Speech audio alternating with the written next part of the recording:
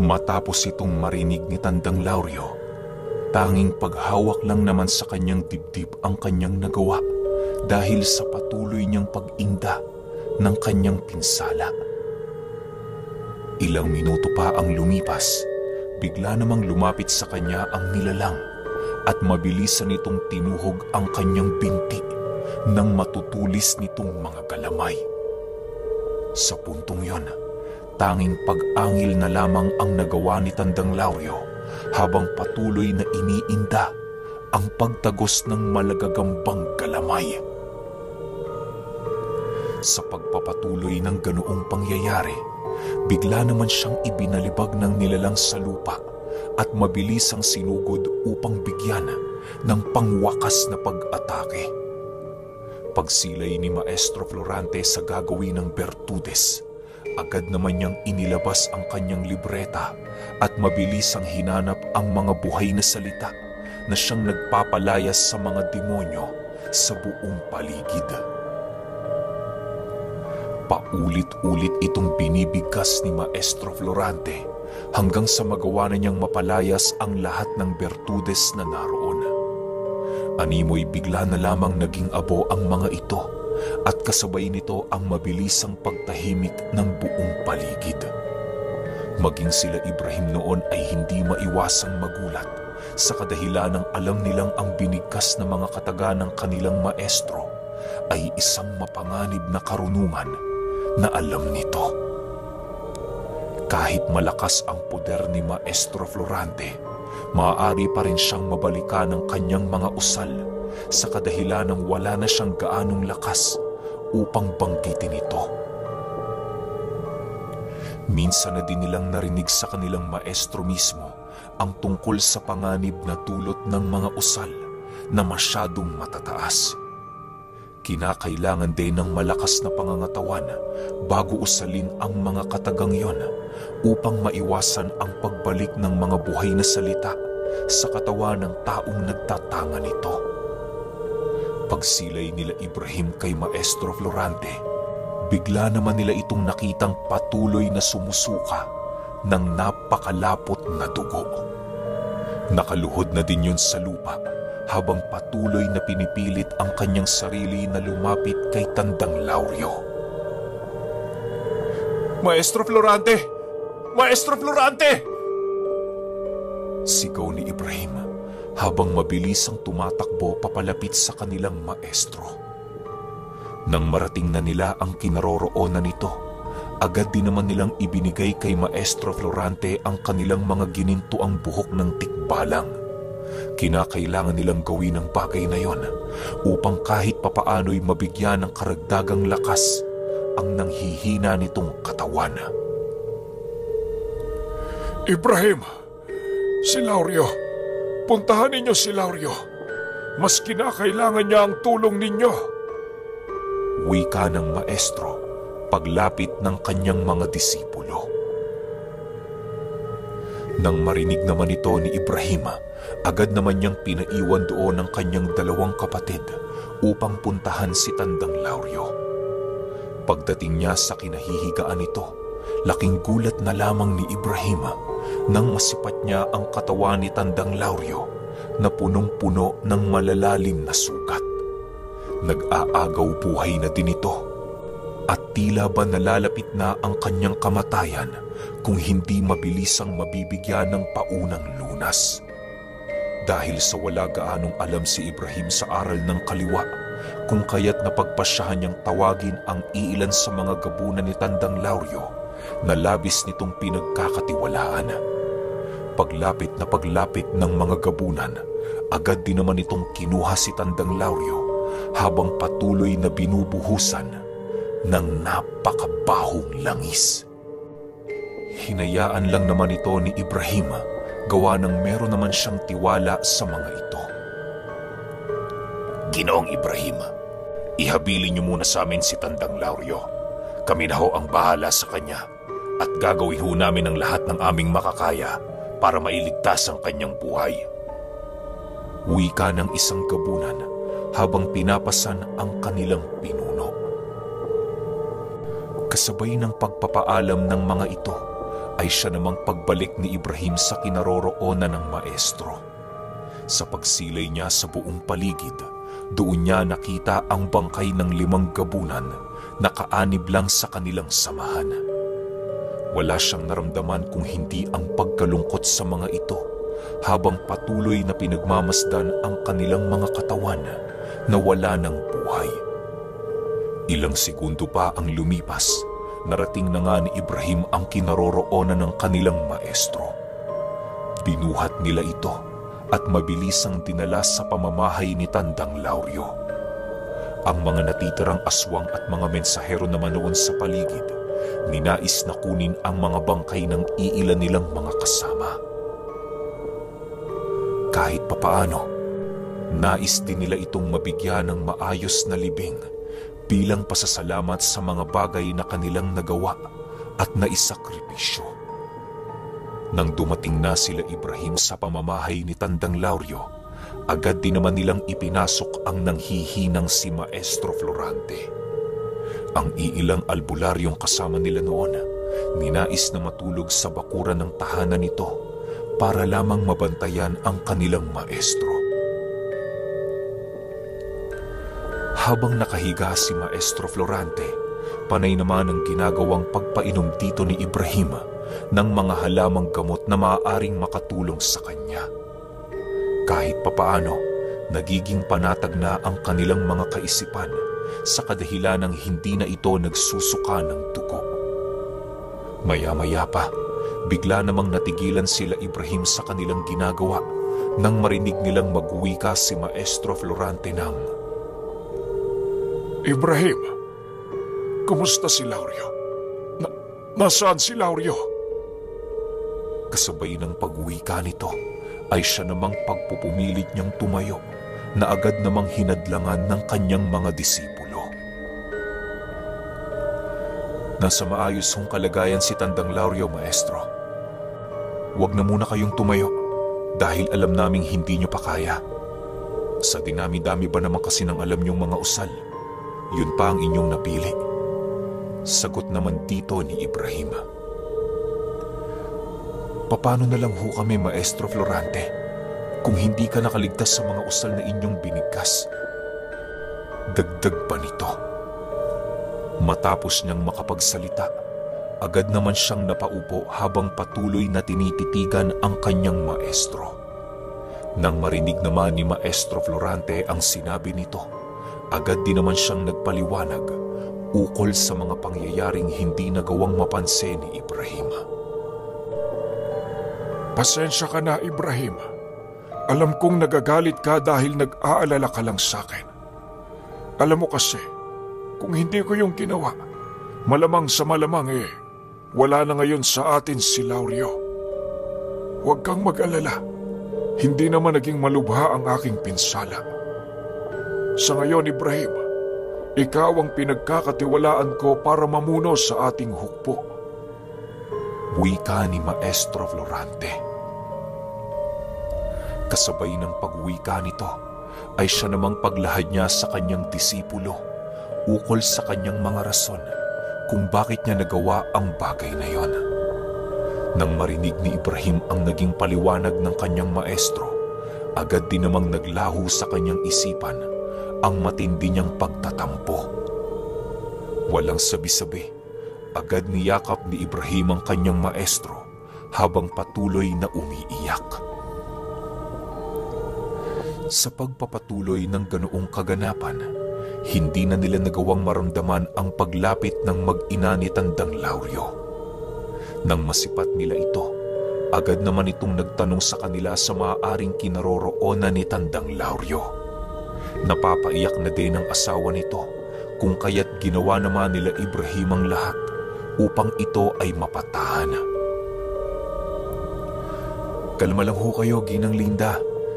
Nasa maayos hong kalagayan si Ginoong Lauryo. Maya-maya ho, uuwi na yon.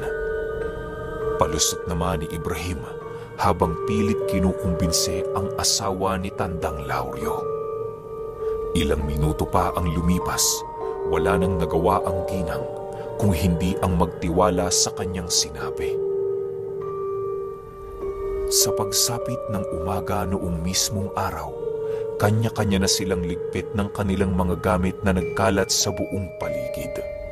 Sila Ibrahim naman noon, ninais na tumungo sa karatig baryong kinaroroonan ng mga gabunan ni Tandang Lauryo upang makakuha ng balita ukol sa kasalukuyang kalagayan ng kanilang pinuno. Habang binabagtas nila ang daan, paisa-isa namang sumusunod sa kanila ang mga mensahero ni Tandang Lauryo upang magbigay ng mga impormasyon ukol sa kasalukuyang kaganapan sa mga trensera. Ayon sa mga ito, ang iilan sa mga trenserang kanilang binungkal ay tuluyan ng natabunan dahil sa digmaan. Hindi na din nila maamoy ang bakas ng mga pangontrang inilibing sa lugar na parabang naglaho na lamang na parang pula. Dagdag pa ng mga mensahero na nagawa na nilang mailibing ang lahat ng aswang at mga albularyo na namatay di kalayuan sa baryo. Matapos itong marinig ni Ibrahim, agad din naman siyang nagbigay ng utos sa mga mensahero na bantayang mabuti ang bawat trenserang nakapalibot sa baryo habang hindi pa sila nakakabalik. Ilang minuto pa ang lumipas, tuluyan na nga nilang narating ang baryong pinagtitirhan ng mga gabunan. Pagdating nila sa pamamahay nito, agad naman silang sinalubong ng 15 gabunan ni Tandang Lauryo. Ginoong Ibrahim, wala dito si Tandang Lauryo. Kasalukuyan siyang naroon sa aming sagradong lupa para maipaghilom ng aming bathala ang kanyang mga natamong pinsala. Sabihin niyo kay Ginoong Florante, kinakailangan ni Tandang Lauryo ng 4 na araw para makabawi. Wika ng gabunan. Nang marinig ito ni Ibrahim, agad din naman niyang tinanong sa mga ito ang lokasyon ng sagradong lupang kanilang sinasabi. Kinakailangan niya kasing makita noon si Tandang Lauryo sa kadahilan ng meron siyang mahalagang sasabihin. Mga Ginoo, pasensya na kayo pero kailangan ko talagang makita ngayon si Tandang Lauryo. Ang gagawin kong ito para din naman sa ating pangkat. Naway ako'y inyong maintindihan. Sagot naman dito ni Ibrahim. Kasabay ng kanyang pagwika ay siya namang pagpumilit niya sa mga gabunan na siya ay samahan. Sa pagpapatuloy ng kanyang ginagawang pangungulit, hindi din naman naglaon at nagawa niya itong mapasang-ayon. Bago pa man pumatak noon ang dapit hapon, kasalukuyan na silang naglalakbay patungo sa sagradong lugar ng mga gabunan. Ayon sa mga ito, tanging ang mga nilalang lamang na merong dugo ng kanilang uri ang pinahihintulutan sa lugar na yon. Ang pangingialam noon ni Ibrahim maaaring magdulot ng hindi pagkakaunawaan ng mga gabunan at ng kanilang gabay. Pero dahil sa importante ang kanyang nais sa kanilang pinuno, kung kaya't nagawa nila itong maipagsawalang bahala. Sa pagpapatuloy ng kanilang paglalakad, nadapo na nga sila sa paanan ng bundok na kung saan napakaraming nagsisitaasang puno. Patuloy lang naman noon sa paglalakad sila Ibrahim hanggang sa dumating ang puntong nagawa na nilang marating ang isang patag na lugar sa gitnang bahagi nito.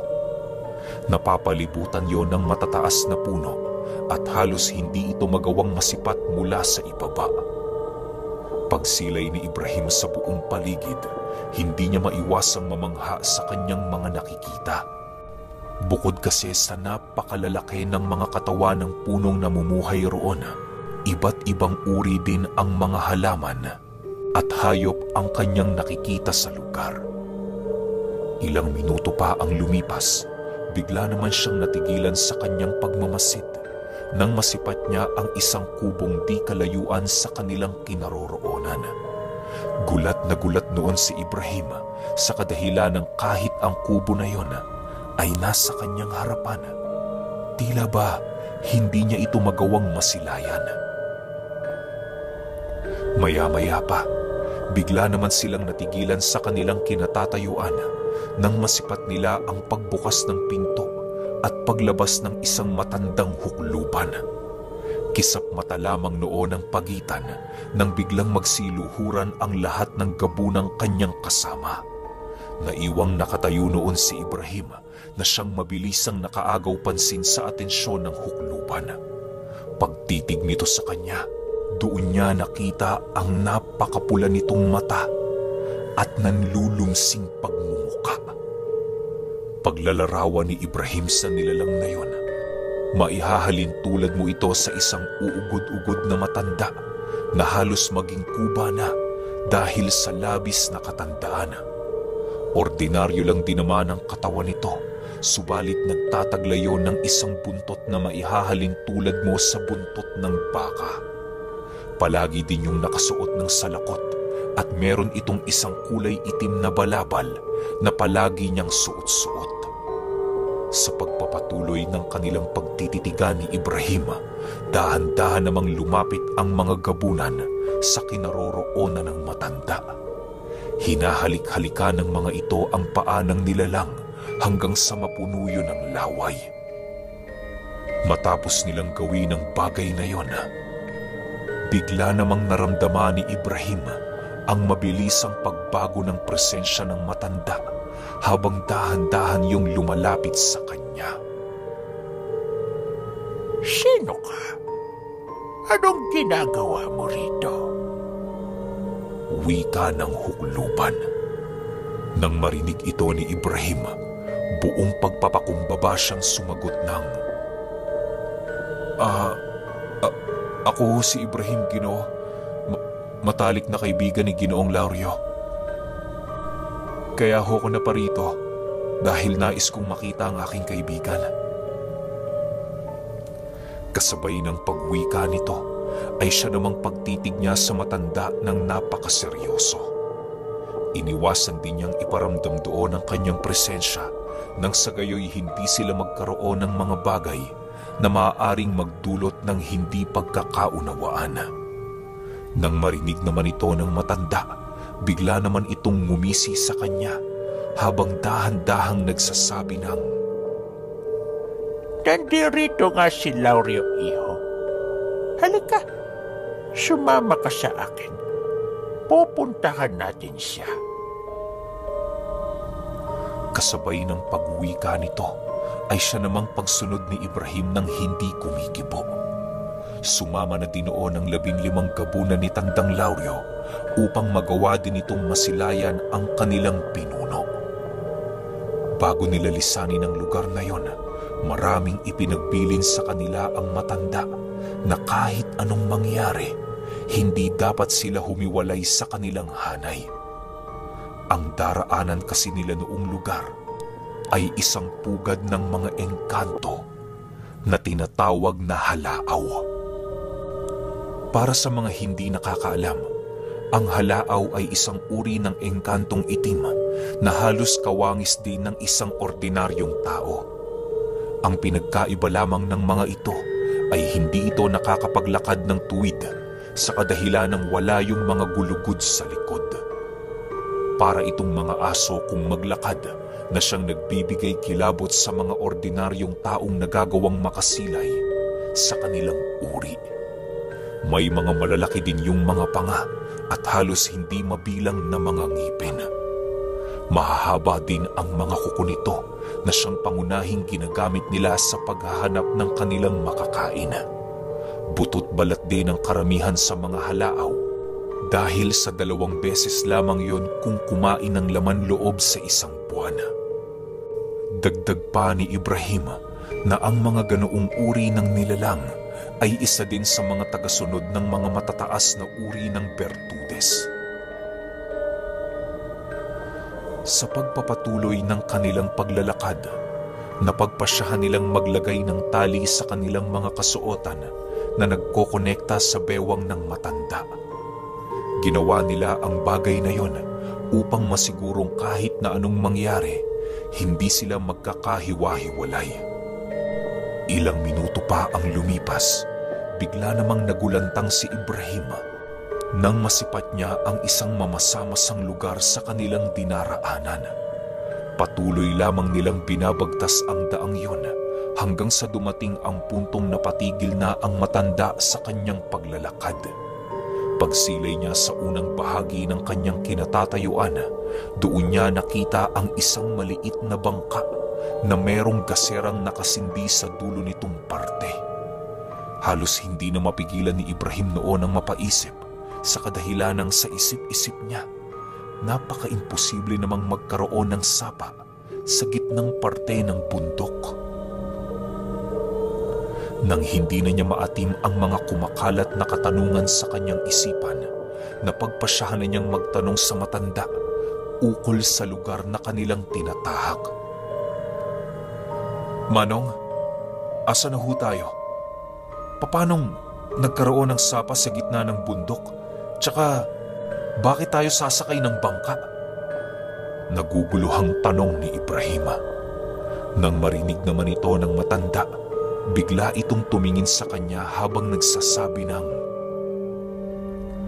At sino nagsabi sa iyong nasa bundok tayo? Hindi mo ba nakikita ang paligid mo, iho? Ang lugar na ito ay malayong-malayo na sa lugar na napuntahan ninyo. Dagdag pa ng matanda na maaaring hindi na malaya ni Ibrahim ang pagpasok nila sa lagusan sa kadahilan ng purong kaliwa ang kanilang dinaanan. Maaaring naging bulag noon ang kanyang pandama na siyang nagdulot sa kanya ng labis na pagkagulo. Matapos itong malaman ni Ibrahim, wala na siyang nagawa kung hindi ang magmasid sa buong paligid. Pagsilay niya sa ibayong parte ng sapa, doon niya nakita ang mga halaaw na patuloy na gumagapang. May iilan din sa mga ito ang nakatitig sa kanila na para bang naghihintay lamang ng pagkakataon para umatake. Ilang minuto pa ang lumipas, inutusan na sila ng matanda na sumakay na sa bangka upang maipagpatuloy ang kanilang paglalakbay. Nang marinig nila ang sinabi nito, dali-dali din naman silang sumakay sa bangkang naroon. Dahil sa 16 katao ang kanilang bilang, kung kaya't halos magsiksika na sila sa bangkang kanilang sinasakyan. Para na nga itong tataob dahil sa bigat ng bawat isa sa kanila. Ilang minuto pa ang lumipas, napansin naman ni Ibrahim na hindi pa nakakasakay ang matanda sa bangka. "Manong, saan ho kayo sasakay?" tanong ni Ibrahim.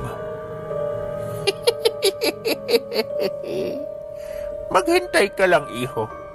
Malapit na ang alaga ko. Sagot naman ito. Kasabay ng pagwika nito ay siya namang pagtalo ng isang isda na halos kasing laki lamang ng bangkang kanilang sinasakyan. Dali-dali doong sumakay ang matanda at mabilisang itinali ang hawak nitong baging sa kanilang bangka. Matapos niya itong gawin, agad din namang lumangoy ng napakabilis ang isdang yon na halos ikalunod na ng bangkang kanilang sinasakyan. Panay lang naman ang ginagawang pagkapit doon ni Ibrahim para hindi siya tuluyang mahulog sa bangka. Kahit papaano, tiwala din siya sa matanda dahil sa yon ang gumamot sa kanyang kaibigan. Alam niyang hindi siya nito tatraydurin o ilalagay sa isang mapanganib na sitwasyon. Sa pagpapatuloy ng kanyang pagmamasid sa paligid, doon niya nakita ang mga kagubatang halos patay na kung titingnan. Wala na ding gumagalang hayop sa paligid na tila ba naubos na ng mga nilalang. Ilang minuto pa ang lumipas, tuluyan na ngang tumigil ang isda na humihila sa kanila. Pagsilay ni Ibrahim sa kanyang harapan, doon bumungad ang lagusan ng isang yungib na merong kalakihan. Nang dumungka na sila noon sa pampang, agad din naman nilang ipinagpatuloy ang kanilang paglalakbay papaloob sa yungib na yon. Ilang minuto pa ang lumipas, tuluyan na ngang nawala ang liwanag ng buwan dahil sa medyo may kalayuan na sila sa bukana ng kuweba. Para hindi mabahala si Ibrahim sa kanyang dinaraanan, Inabutan siya ng isang gabunan ng isang gaserang hindi pa nakasindi. Pagsindi niya ng gaserang yon, bumungad sa kanya ang isang napakalapad na kuweba na merong napakaraming gagamba. Halos hindi din mabilang ang paniking naroon, maging ang mga insektong kasabay nilang naninirahan sa yungib. Sa pagpapatuloy ng kanilang paglalakad, nadapo na nga sila sa isang silid na merong nakakandadong pinto. Ito ang lugar na pinagpapahingahan ng inyong pinuno. Bago kayo pumasok, siguraduhin niyong wala kayong mga karga sa katawan na maaaring magbigay galit sa mga gabay ng gabunan. Wika ng matanda. Nang marinig ito ni Ibrahim, agad naman niyang tinanggal sa kanyang katawan ang bisa ng kanyang bakod at puder. Iniwan niya din sa labas ng silid ang kanyang mga gamit, maging ang mga mutyang nagbibigay lakas sa kanya sa oras ng panganib. Pinahawakan din siya noon ng bahay ng pagong upang masigurong hindi magawang maamoy ng mga gabay ang bahid ng kanyang karunungan sa kanan. Nang mapagtanto ng matanda na handa na si Ibrahim, agad din naman niyang binuksan ang silid na pinagpapahingahan ni Tandang Lauryo. Pagsilay doon ni Ibrahim, halos wala siyang gaanong maaninag, kundi kadiliman lamang sa buong paligid. Nang tuluyan ng bumukas ang pinto, agad din naman silang pumasok sa loob habang patuloy na nakikiramdam sa buong paligid. Matapos maisara ng matanda ang silid na yon, bigla namang nagsindihan ang lahat ng mga sulok na nakapaikot sa lugar. Ilang minuto pa ang lumipas, laking gulat na lamang ni Ibrahim nang makasilay siya ng 2 kamay na nakaukit sa dingding. May mga nakita din siyang kalansay ng tao sa lugar na animoy napakatagal nang namatay. Maya-maya pa, bigla naman niyang nakita si Tandang Lauryo na nakahiga sa pinakagitna ng silid na kung saan merong nakapalibot na hindi mabilang na mga kandila. Segundo lang din noon ang naging pagitan nang bumungad sa kanyang mga mata ang nilalang na bagong-bago sa kanyang paningin. Sa pagkakatanda ni Ibrahim, nasa 5 ang bilang ng mga ito noong una niya itong nakita sa tabi ni Tandang Lauryo. Meron din yung mahahabang pakpak na halos maikukumpara mo sa isang